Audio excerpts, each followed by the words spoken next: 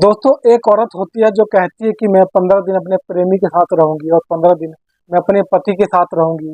जब यह खबर सोशल मीडिया के माध्यम से लोगों तक पहुंचती है तो लोग इस खबर को सुनने के बाद जितने भी लोग होते हैं हैरान हो जाते हैं, परेशान हो जाते हैं, क्योंकि यह अजीब फैसला होता है। एक पत्नी जो होती है वह कहती है कि मैं 15 दिन अपने प्रेमी के साथ रहूंगी और 15 दिन में अपने पति के साथ रहूंगी। यह घटना जब सामने आती है तो सारे लोग चौंक से जाते हैं। नमस्कार, मैं कुलदीप। आज की सच्ची घटना है जिस पे हम बात करेंगे। यह घटना ऊना की है, यानी कि हिमाचल प्रदेश में एक ऊना जिला पड़ता है। उसी जिला के अंतर्गत एक गांव होता है। उस गांव में एक औरत होती है जो सोशल मीडिया पे काफी ज्यादा एक्टिव होती है। यूँ कहा जाए कि वह जो औरत होती है अपने से ज्यादा वह सोशल मीडिया को टाइम दिया करती थी। सोशल मीडिया पे वह लगी रहती है, चाहे फेसबुक हो चाहे इंस्टाग्राम हो, बाकी और भी वगैरह वगैरह दुनिया भर की एप्स हैं। सोशल मीडिया पर संपर्क हो जाता है। वह व्यक्ति होता है टाइल्स का मिस्त्री होता है, यानी टाइल्स लगाने का काम किया करता था। जब उससे संपर्क हो जाता है उस औरत को, तो वो उससे बातें करने लगती है। फिर क्या होता है, वो टाइल वाला जो मिस्त्री होता है उसको अपने घर बुलाती है, यानी टाइल लगवाने के लिए।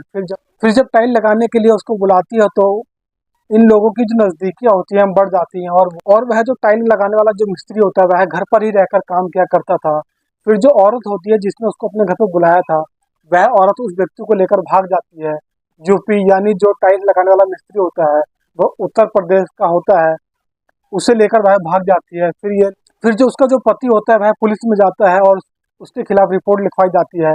उसके खिलाफ जब रिपोर्ट दर्ज कराई जाती है उसके बाद भी उसका कहीं कुछ अता पता नहीं होता है। तो 15 दिन के बाद वह जो औरत होती है अपने पति को फिर से मिल जाती है। औरत का जो पति होता है, जो उसका पति होता है, उसकी गलतियों को माफ कर देता है और अपनी बीवी को फिर से अपने साथ रख लेता है। फिर क्या होता है, दूसरी बार वह औरत उसी व्यक्ति के साथ फिर से भाग जाती है और दोबारा भाग जाने के बाद उसका फिर पता नहीं चलता है। 10 से 15 दिन के बाद उस औरत को फिर लेकर आया जाता है जबरदस्ती पकड़ करके। जब उसको पकड़ कर लाया जाता है उसके बाद गांव वाले पंचायत बिठाते हैं। पंचायत बिठाने के बाद जो उसका फैसला होता है, जो उसका पति होता है उसकी 2 गलतियों को माफ कर देता है और उसके बाद फिर अब उसको अपने पास रख लेता है और उसके साथ फिर रहने लगता है। लेकिन जो उसकी पत्नी होती है उसको प्रेम का चस्का लग जाता है।